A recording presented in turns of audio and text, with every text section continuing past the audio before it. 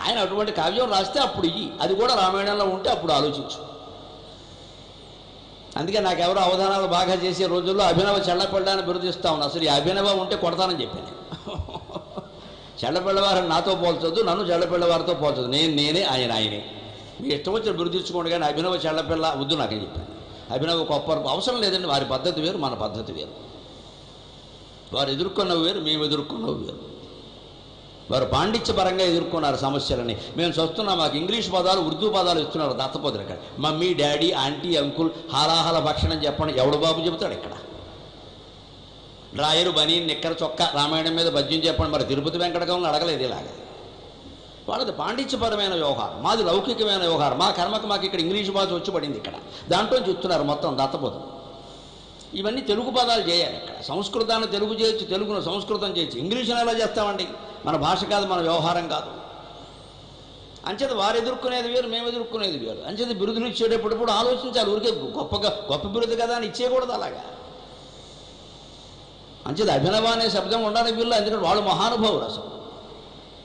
అటువంటి లెక్క. అందుకని ఇక్కడ చూడండి, యద్గత్వాన్ అనివర్తంతే తద్ధామ పరమం మమ అంటే ఆ తద్ధామ ఏమిటి? ఆయన ధామ అంటే ధామధామని ధామని ధామాని తేజస్సు అని అర్థం ఉంది, ఇల్లు అని అర్థం ఉంది. జానీకితన్ మండనమేశ్వర ధామ అని కూడా అంటే ఇల్లు. తద్ధామ అంటే తత్పదార్థము యొక్క ఇల్లు. తత్పదార్థం ఒక ఇంట్లో ఉంటుందా? అయితే దానికి వాస్తు కూడా ఉండాలి. ఈశాన్యంలో దేవుడు, వాయవ్యంలో మరుగుదొడ్డిను, ఆగ్నేయంలో వంటశాల అన్నీ ఉండాలి. మరి దేవుడు ఉండేడు, మనకి ఉన్నప్పుడు ఆయనకు ఉండదా? అంటే తద్ధామ అనగానే వైకుంఠం అని కానీ కైలాసం అని కానీ అర్థం చెప్పకూడదు. చాలామంది వ్యాఖ్యాతలు చెప్పారు. ఆయనకి ముందు చెప్పారు, ఆయనకి వెనక చెప్పారు. అందుకే మొహమాటం లేకుండా ఆ వ్యాఖ్యలన్నింటినీ శంకరాచార్య ఖండించి ఇక్కడ తద్ధామ అంటే ఏమిటో తెలుసుకోండి నాయన. తద్విష్ణో పరమం పదకం సదా పశ్యంతి సూరయక దివీవ చక్షురాతతం. మీరంటున్న విష్ణువు యొక్క పరమపదం ఎటువంటిదంటే తద్విష్ణో పరమం పదకం సదా పశ్యంతి సూరయక. అది పరమపదం, అది వైకుంఠం కాదు, కైలాసం కాదు. సర్వసిద్ధాంత సార సంగ్రహం అనే గ్రంథంలో ఇంకా స్పష్టంగా పెట్టేస్తారు. రేవు మామూలుగా ఉండదు. శంకరాచార్య వాక్యం అంటే రేవే, చాకిరేవు పెట్టేస్తారు. పైగా ఏమంటారు తెలుసా? సర్వస్య నిత్యత్వే సావయవత్వేన సర్వత సిద్ధే వైకుంఠాదిషు నిత్యత్వమతిర్భ్రమయేవ మూఢబుద్ధీనామని స్పష్టంగా చెప్పారు. వైకుంఠం నిత్యం, కైలాసం నిత్యం అని మాట్లాడేవాడు మూర్ఖుడు, వాడికి సిద్ధాంతమే తెలియదు, వాస్తవం తెలియదు అన్నాడు. సర్వస్య అనిత్యత్వే, మొత్తం అంతా అనిత్యమని చెబుతున్నావు కదా, మరి వైకుంఠం ఒకటి మిగిలి ఉంటుందంటే వైకుంఠం ఏమైనా నాగార్జున సిమెంట్తో కట్టారని నాకు అర్థం కాదు. మిగలడానికి నాగార్జున సిమెంట్, మహా సిమెంట్, దాంతో ఏమైనా కట్టారేమిటి? ఇక్కడ వైకుంఠము మన ఊహల్లోదే, కైలాసము మన ఊహల్లోదే. రమణ మహర్షిని అడిగారట, వైకుంఠం కైలాసం ఉన్నాయా అని అడిగారట. అసలు ఈ లోకం ఉందో లేదో ముందు తెలుసుకో, వాడి సంగతి తర్వాత చూద్దామని చెప్పారట. ఇది ముందు, ఇదే జగన్మిథ్య అంటుంటే దాన్ని అడుగుతా పెట్టే అర్థం లేకుండా. ఈ జగత్తే లేదు, ఈ జగత్తు ఆధారంగా అవన్నీ వచ్చాయి, దానికి ఎందుకు అవెందుకు ఉంటాయి? ఆ తర్వాత తేలుద్దాం, ముందు తేల్చుకో, ఇది ఉందో లేదో అది తేలుద్దాం అన్నట్టు. అంటే మనకు అసలు తెలిసిన విషయాల కంటే మనకి తెలియని విషయాల మీద ఎంత ఆసక్తి అంటే తెలుసుకోవడం కాదు ఇక్కడ, దాని మీదే మొత్తం దృష్టి. తెలిసిందాన్ని ఆచరించాం, తెలిసినంతవరకు ఆచరణలో పెడితే తెలియంది తెలుస్తుందండి. రామాయణం అంతా చదివేసి ఒక చిన్న చోట ఎక్కడ వాళ్ళని రాముడు చంపడం ధర్మమా? వాళ్ళు కనపడితే అడుగమ్మా, మేమేం చెప్పాం. రాముడు కనపడితే అడుగు, మేము చంపలేదు కదా. ఇప్పటికదే ప్రశ్న. ధర్మ సందేహాలంటే ద్రౌపది ఎదుర్కొన్న చేసుకోవడం ధర్మం, నేను చేసుకోలేదమ్మా, నాకేం కర్మ, ఆవిడ అడుగు. ఇప్పుడు ఎవడు ఎన్ని చెప్పి సమర్థించుకుంటూ రావాలి? ఆ పరిస్థితులు ఎన్ని చెప్పినా కూడా ఏమైనా రండి అని ఇంకా సాగతిస్తాడు. ఇక్కడ మళ్ళీ ఇంకోటి అడుగుతాడు, వాడికి నాకు ముడెడతాడు. ఇక్కడ ఆయన ఇలా చెప్పారండి, మీరు ఇలా చెప్పారండి, అసలు నేను ఇద్దరిని అడగమని ఆవిడ చెప్పాడు. మన సరదా మంది ఇక్కడ, ఎందుకంటే మనకు తగాదాలు పెట్టడం సరదా, ముళ్ళు వేయడం మనకి సరదా. అందుకని ఒకే ప్రశ్న నలుగురిని అడిగి అది అన్నీ కలిపి వాళ్ళు వాట్సాప్లో పెట్టి ఇద్దరి మధ్య ఇంటూ గుర్తుపెట్టి నానా ప్రచారాలు చేస్తారు. అదే సందర్భంలో చెప్పారు, ఇదే సందర్భంలో చెప్పారు. దానికి పూర్వం ఏమిటి, పర్వం ఏమిటి, ఏమీ అక్కర, మనకు తగాదాలు పెట్టడం సరదా.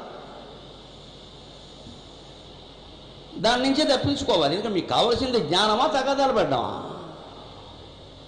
అందుకే శంకరాచార్య ఏం చెబుతున్నారంటే సర్వస్య అనిత్యత్వే, మొత్తం అంతా అనిత్యమే కదా. ఏ దృశ్యం తన్నశ్యం, వైకుంఠం కూడా ఒక దృశ్యమే కదా, కైలాసం కూడా ఒక దృశ్యమే కదా. అదృశ్యం వెళ్ళిపోవలసిందే. ఎంతకాలం, మనకంటే ఎక్కువ కాలం ఉండొచ్చు, అది వేరే విషయం. ఒక బిల్డింగ్ చాలా గట్టిగా కడతారు, అది 100 ఏళ్ళు ఉండొచ్చు. బ్రిటిష్ వాళ్ళ కాలం నాటి వంతెనలు భవనాలు ఇప్పటికీ ఉన్నాయి ఇక్కడ. మన ఇంజనీర్లు గారు కట్టినవి 3వ రోజు లేచిపోతున్నాయి. మన కర్మ, మన విద్యలు అలా తగలడ్డాయి. వాళ్ళు కట్టినవన్నీ ఉండడం ఏంటి, గట్టిగా కట్టారు, అంతకంటే ఉందండి. అందుకని వైకుంఠం ఇంకా ఎక్కువ కాలం ఉండొచ్చు, 1 కోటి సంవత్సరాలు ఉండొచ్చు, 100 కోట్ల సంవత్సరాలు ఉండొచ్చు. పోవలసిందే, మహాప్రళయంలో అన్నీ వెళ్ళిపోవలసిందే.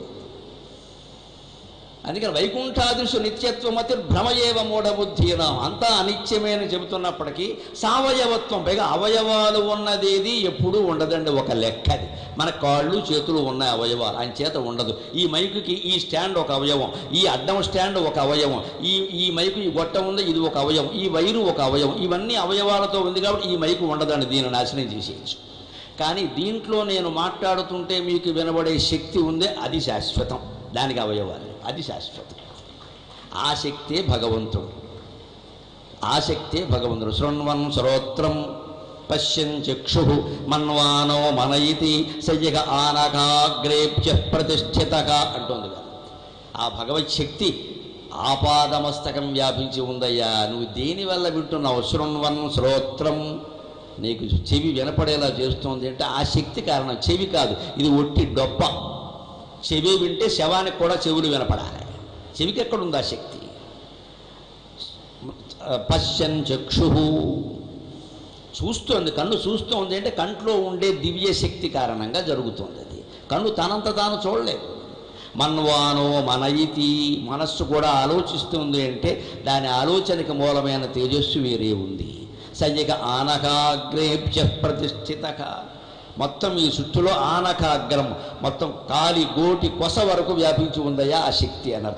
ఆ శక్తి శాశ్వతం అండి. ఆ శక్తిని మీకు అందించడానికి ఉపయోగించిన ఈ అవయవం, అలాగే అందిస్తూ మాట్లాడుతూ ఉన్న నా శరీరం అనే అవయవం, ఇవి శాశ్వతం కాదు ఇక్కడ. ఎందుకంటే వీటికి మళ్ళీ ఉపావయవాలు ఉపాంగాలు చాలా ఉన్నాయి ఇక్కడ.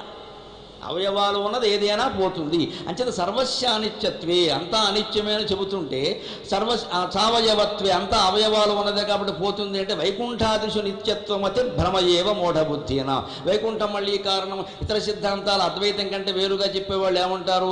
జీవుళ్ళందరూ వైకుంఠానికి వెడతారట, లేదా కొంతమంది కైలాసానికి వెడతారట, అక్కడ వేలాడుతూ ఉంటారట. ఈ కర్మ ఏమిటో తెలియదు. ఇక్కడ ఎప్పుడూ దేవుళ్ళలో కలవట, దేవుడు దేవుడే, జీవుడు జీవుడే, ఎప్పుడూ కలవట్ట. అక్కడికి వెడతాడట, కానీ ఆయనకి విష్ణుమూర్తితో సమానమైన రూపం కూడా వస్తుందట. కానీ జగత్ కర్తృత్వము లక్ష్మీపతిత్వము ఉండదు. ఇటువంటి మినహాయింపులు ఉండవండి వేదాంతంలో ఎక్కడ. ఈ 2 తప్ప ఆ 3 తప్ప అని ఉండవు. ఉంటే అది పరిపూర్ణ వేదాంతం కానే కాదు.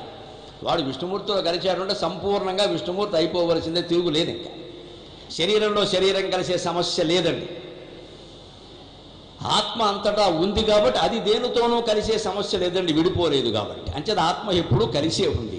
ఈ శరీరాలే విడిగా ఉన్నాయి. విడిగా ఉన్నవేవి మిగలవు అని తద్ధామ పరమం మమ అంటే మొత్తం ఇతర మతాలన్నిటినీ ఖండిస్తూ మీరు అనుకునే దివ్య లోకాలు ఏవీ ఉండవు, నీ ఆత్మయే లోకం, నీ హృదయంలోనే భగవంతుడు ఉన్నాడు, నిన్ను నువ్వు తెలుసుకుంటేనే నీకు మోక్షం అని చెప్పిన ఒకే ఒక గురువు శంకరాచార్య. తద్ధామ పరమం మమ. ఇప్పుడు ఇంకో మాట, వివాదాస్పదమైనటువంటి వ్యాఖ్యానాలు కొన్ని నేను పనిగట్టుకుని తీసుకుని చెబుతున్నా. శంకరాచార్య ఎంత సూటిగా స్పష్టంగా చెబుతారో చెప్పడం కోసం. ఇంకో రకంగా వివాదం అయిపోయింది. ఆధునిక యుగంలో చాలా వివాదం అయిపోయిన శ్లోకం ఏమిటో తెలుసా? మనందరికీ బాగా నచ్చే శ్లోకం.